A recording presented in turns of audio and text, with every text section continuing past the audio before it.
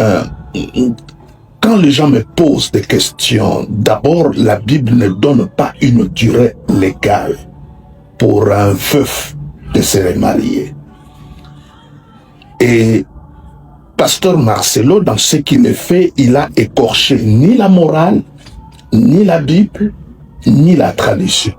Si nous voulons même aller dans nos traditions en tant que de Bantous, c'est beaucoup plus sévère. Parce qu'à l'époque, lorsque un homme perd sa femme, et le veuf, juste 2 jours, 3 jours après, on prend la petite sœur ou l'une des sœurs. Quelqu'un d'autre qui a dit, ah, à quel moment il est tombé amoureux? Il n'a pas besoin de tomber amoureux. Et en deuxième lieu, il y a la polémique sur les prophètes Joël Francis qui dit que dans le Nouveau Testament, il n'est nulle part dit, il n'y a aucun passage qui dit que Dieu demande qu'on l'aime. Et donc, par rapport à ça, il y a des diverses manières, mais les gens veulent savoir c'est quoi votre réaction par rapport à ces 2 questions, on va dire. Moi, je trouve que le prophète Joël, il est génie. Hein. Moi, j'aime bien suivre le prophète Joël. Franchement, je trouve l'intelligence, la dextérité, et il est sûr dans ce qu'il dit. Et là, quand il a dit, j'ai dit, ça y est, ça, c'est la bonne nouvelle, c'est réel. Mais c'est juste un clou qu'il a mis sur le cercueil de la religion. Ça pouvait que avoir ce genre de retentissement, mais ça, j'aimerais bien voir Marcelo se remarier que d'avoir un Marcelo dans des choses comprimantes. J'aimerais bien avoir Marcelo se remarier qu'un Marcelo qui est délabré. J'aimerais bien voir un Marcelo debout continuer à prêcher l'évangile qu'un Marcelo qui devient la risée de tout le monde. Quand j'ai questionné le pasteur Louvois, qui lui est proche, il connaît Esther. Et le témoignage que le pasteur Louvois me rend, je dis, mais quel choix judicieux! Si on te décrit la prétendante là, mais tu dis, mais ça pouvait être elle. Moi, je suis...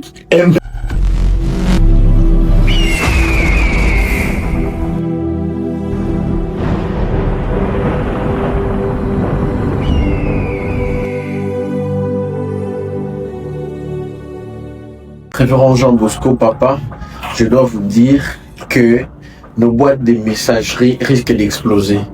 Sur les réseaux sociaux, Facebook, sur YouTube, dans votre boîte mail, il y a des chrétiens de partout dans le monde qui nous posent des questions. Quel est votre avis par rapport à 2 sujets qui défraient la chronique notamment? Il y a les remariages du pasteur Marcelo. Est-ce que vraiment il n'aurait pas dû attendre? Est-ce que c'est d'une bonne moralité? Les pasteurs a bien agi? Les gens aimeraient au fait avoir votre impression par rapport à ces contextes. Et en deuxième lieu, il y a la polémique sur les prophètes Joël Francis qui dit que dans le Nouveau Testament, il n'est nulle part dit, il n'y a aucun passage qui dit que Dieu demande qu'on l'aime. Et donc, par rapport à ça, il y a des diverses manières, mais les gens veulent savoir c'est quoi votre réaction par rapport à ces 2 questions, on va dire. Je tiens d'abord à rendre grâce au Seigneur parce que sans avoir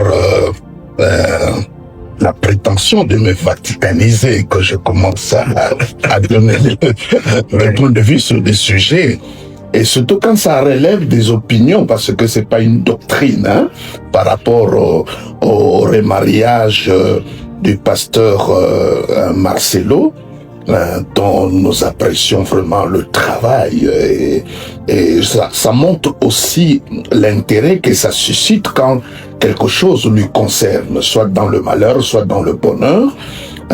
Les gens trouvent que il lui a n'appartient plus seul. Ça devient comme un patrimoine national, international, qui fait que les gens peuvent avoir des points de vue variés. Je n'en supplie qu'ils puissent accepter ça. Ça va toujours ensemble avec la notoriété et la dimension qu'il a conquue par la grâce du Seigneur. Mais en réalité, le pasteur Marcelo, à une période de sa vie, on était beaucoup plus proches. Et en étant proche, donc je connaissais bien Maman Blanche. Et je peux bien témoigner que pasteur Marcelo parfois venait me chercher après le culte pour qu'on aille par exemple en Téléphonis. Et là on pouvait manger et jouer, n'est-ce pas, au Scrabble. Personne ne peut croire que j'ai vécu des choses comme ça avec pasteur Marcelo. Il me posait des questions lorsque surtout il a fait la migration entre Lemba pour aller à Limete, beaucoup de questions, des stratégies, de développement. Et il venait me chercher ici au Sang Précieux et il m'appelait aussi. Mais je crois qu'à cause des charges et des responsabilités, on se voit de temps en temps. Quand il y a un problème, je n'hésite jamais d'y aller parler avec lui. Je crois que beaucoup de gens ne peuvent même pas y penser que je fais ça, parce que moi, quand ça concerne l'église, ça concerne la foi, ça concerne le pasteur, c'est vrai que je n'agis pas en syndicaliste, mais plutôt en frère. Je trouve que il est bien c'est comme ça. Quand les gens me posent des questions, d'abord, la Bible ne donne pas une durée légale pour un veuf de se remarier. Et pasteur Marcelo, dans ce qu'il a fait, il a écorché ni la morale, ni la Bible, ni la tradition. Si nous voulons même aller dans nos traditions en tant que de Bantou, c'est beaucoup plus sévère. Parce qu'à l'époque, lorsque un homme perd sa femme, et le veuf, juste 2 jours, 3 jours après, on prend la petite sœur ou l'une des sœurs, même une cousine de la défunte, et elle va automatiquement remplacer sa sœur qui est allée au-delà. Donc ça prenait 1 jour, 2 jours, ce que genre, ce n'est pas nos traditions, nos coutumes. Non, ils sont en train de mentir. Si nous questionnons nos traditions, nos coutumes, je crois même que de longue durée que nous avons, c'est les traditions judéo-chrétiennes, hein? Mais ça n'a rien à voir avec les traditions, nous, comme des Bantous, qui n'étaient pas mauvais. Parce qu'à la Bible aussi, nous le voyons, même un jour, ils ont posé la question à Jésus-Christ, tel homme est mort, et que elle a pris la sœur de sa femme, et des questions autour, n'est-ce pas, de remariage dans ce sens-là. Donc, moi, à mon avis, je trouve que l'homme de Dieu, il est vraiment en droit de se remarier. Et ce qui va vous surprendre, que la Bible ne parle pas trop du veuf. La Bible parle beaucoup de la veuve. Parce que dans la structure humaine, généralement la personne qui est lésée lorsqu'il y a ce genre de problème, c'est la veuve. Ça veut dire, si c'est l'homme qui est parti avant, souvent la veuve, elle en souffre beaucoup. C'est comme ça la Bible même parle dans le rôle, n'est-ce pas, de l'Église pour les soutiens. Parce que quand tu regardes dans la Bible, s'il y a 3 personnes qui sont traitées d'une manière particulière, il y a le sacrificateur, il y avait l'étranger, et il y avait aussi la veuve. La veuve est toujours attachée à l'orphelin. Donc pour moi, question de durée, de tout ça, ça n'a rien à voir. Il y a quelqu'un d'autre qui a dit, à quel moment il est tombé amoureux? Il n'a pas besoin de tomber amoureux. Il y a l'amour. Parce que si nous posons cette question-là, est-ce que quand la Bible dit à la femme de se soumettre, et on dit à l'homme d'aimer sa femme, est-ce qu'on a dit à la femme de ne pas aimer son mari? Non, ça répond à un besoin. Le besoin de l'homme vis-à-vis de la femme, c'est une femme qui est soumise, le besoin de la femme vis-à-vis de son mari qui soit aimé. C'est une question de besoin d'abord, et aussi une question de naturellement déjà de problème. La femme a des problèmes pour se soumettre. C'est comme ça, Dieu qui connaît de quelle matière il a créé la femme, il dit tu dois être soumis. Et Dieu qui connaît que l'homme papillonne aussi, il dit tu dois aimer une seule femme. Donc, c'est une grande fête pour nous tous de voir ce frère qui a pleuré, qui a souffert. Il pouvait même partir parce que ceux qu'ils ont fréquentés savent comment. Un jour, je veux voir pasteur Marcelo, il me dit, mais papa, j'étais surpris. Ma femme m'a apporté une offrande. Je ne donne pas le chiffre. Je dis, mais c'est des rares. C'était même difficile de l'entendre. Et même quand on est là, qu'elle part. Donc, il est le seul qui a souffert de ça. Et il est le seul qui sait, à ces moments précis, si je reste comme ça, j'aimerais bien voir Marcelo se remarier, que d'avoir un Marcelo dans des choses comprimantes. J'aimerais bien avoir Marcelo se remarier qu'un Marcelo qui est délabré.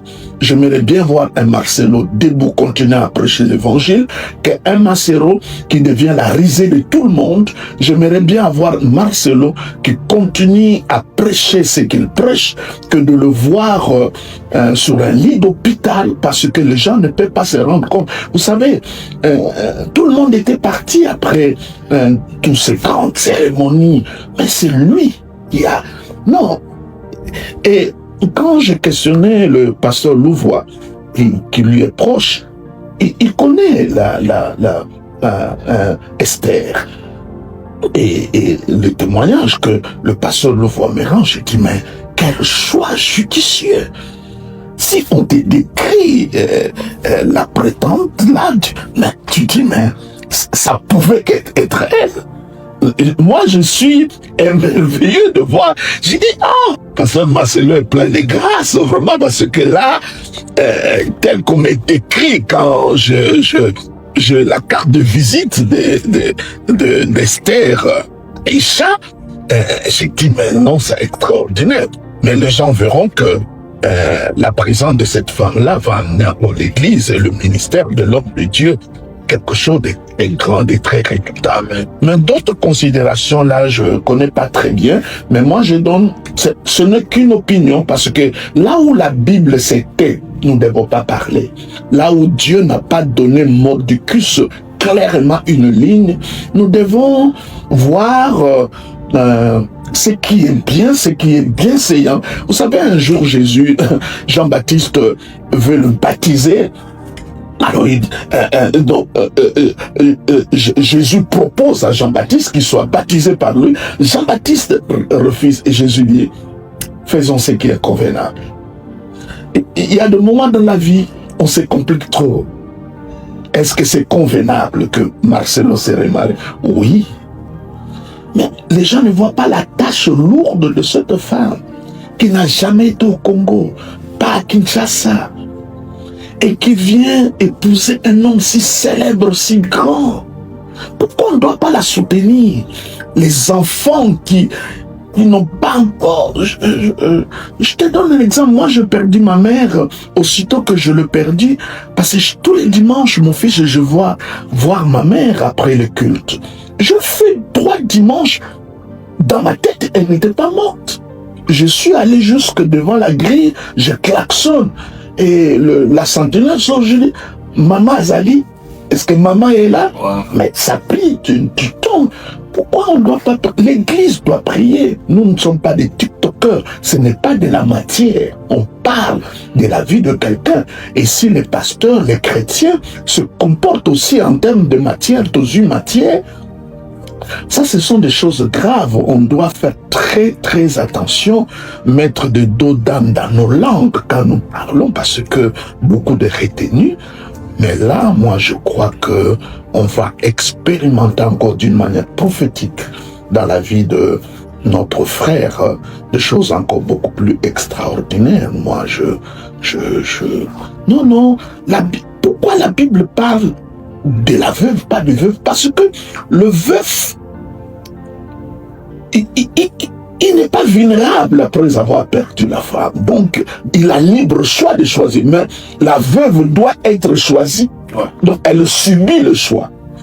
Mais le veuf ne subit pas le choix. Quel que soit l'âge, quel que soit le nombre d'enfants. Mais la veuve subit et l'âge et les enfants qu'il a eu dans son premier mariage. C'est comme ça la Bible parle beaucoup de la veuve que du veuf. Mais ici, il s'agit d'un veuf dont on ne doit pas trop parler parce que la Bible même n'en parle pas trop du veuf. Absolument pas. Donc, demain, c'est une fête nationale. Hein? C'est un mariage on célèbre tous avec bonheur et joie. Et si c'était à côté, on pouvait même aller à pied et aller acclamer et soutenir. Moi, ma prière surtout, c'est pour les enfants. Et c'est pour Aïcha, la prétendante, nous, comme des pères, qu'elle s'assure de notre soutien et de notre bénédiction. Un petit mot au pasteur Marcelo. Ah, Marcelo. La dernière fois qu'on s'est écrit, parlé, c'était lorsqu'on était au Palais du Peuple et qu'il a prêché. Après, il y avait levé de bouclier. Alors, et il m'a écrit à Lingala, il dit, Satan a télémi makasi. Alors moi, je l'ai écrit, dit, ah, Mosala na yo, kubenga manayo, ezali pasi. Nzambe asonga yo, alomi papa. Nzambe asonga bobonde la ponanga. Et j'ai gardé cette image, je crois que encore plus aujourd'hui, il a besoin de nos prières parce que je ne pense pas que sa guérison, elle a été complète par rapport à la perte de sa femme. Et celle qui vient là, c'est beaucoup de défis. À la fois, il doit penser de plaie de son mari, des enfants qu'il a trouvés, d'une église et tout ça. Mais nous serons là, je crois, avec bonheur et amour pour le soutenir. Okay. Mais je pourrais simplement dire que le prophète Joël Francis a complètement raison. Complètement, totalement raison.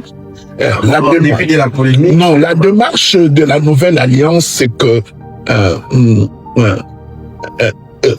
c'est que je n'aime pas trop le terme je vais choquer. Je crois que la bonne nouvelle ne doit pas être... C'est déjà une bonne nouvelle, ça ne doit pas être annoncé dans le terme de choquer. C'est une bonne nouvelle. Et quand on annonce une bonne nouvelle, c'est la bonne nouvelle.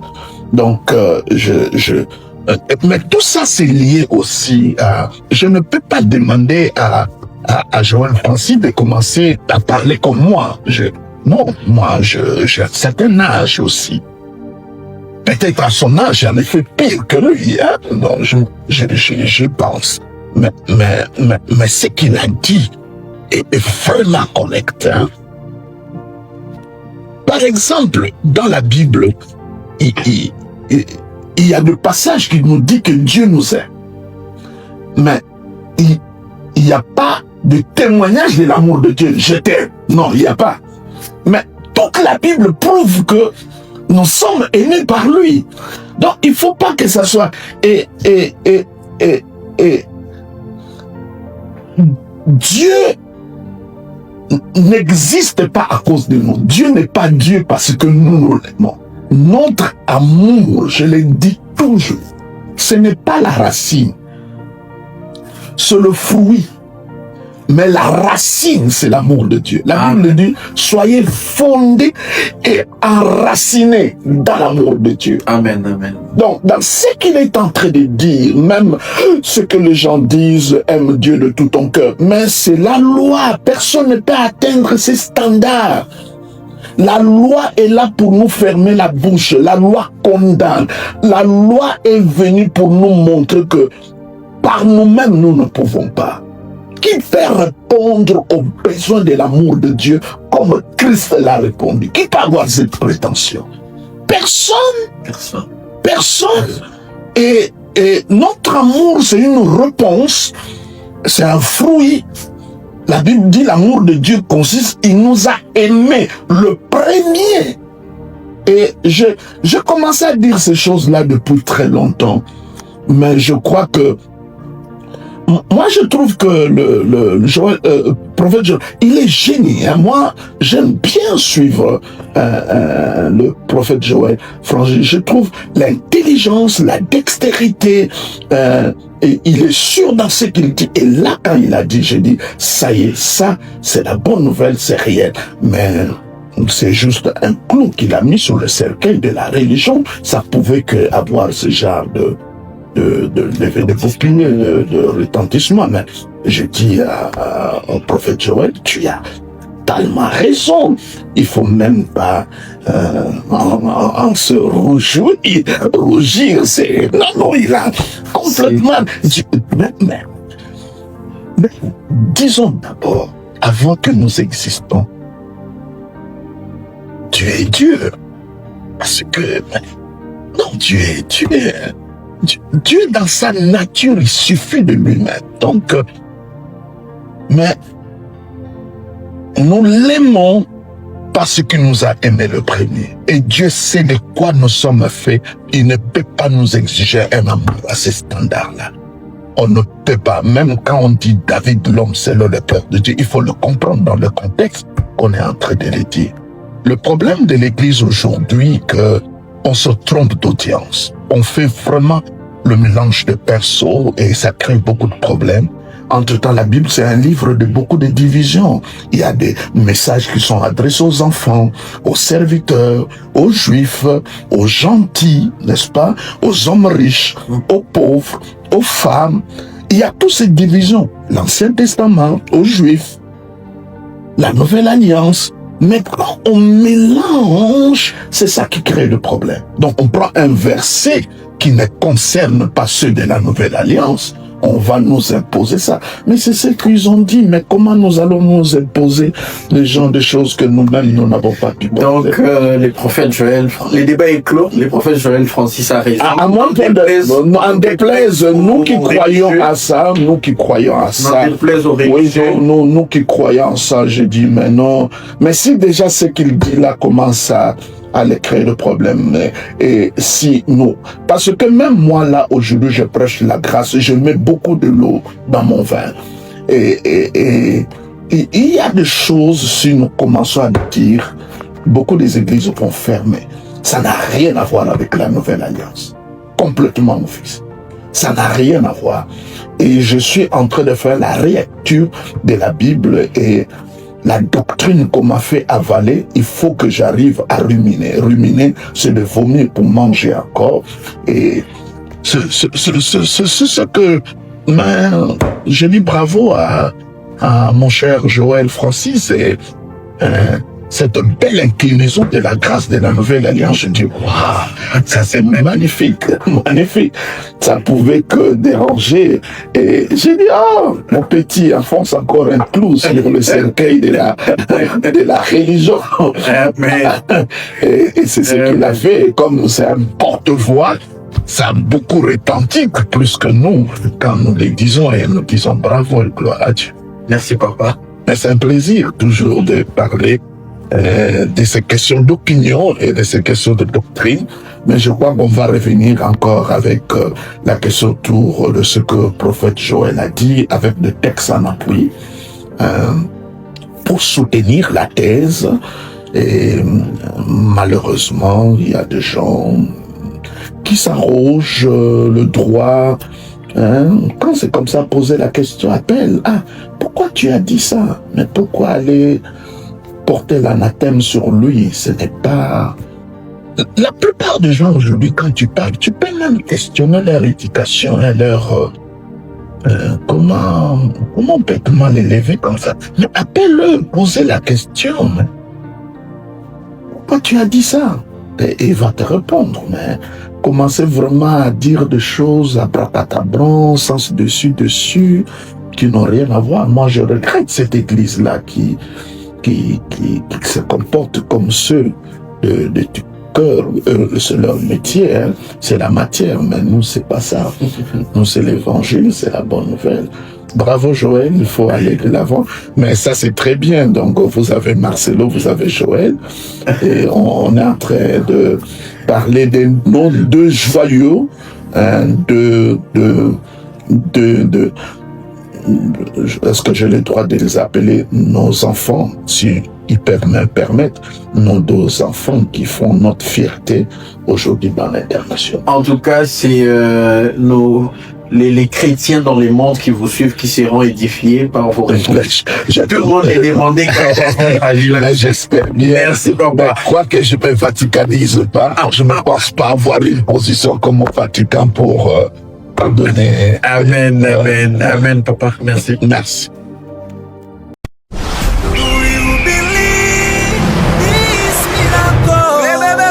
Supernatural, dunamis power. Rakoto.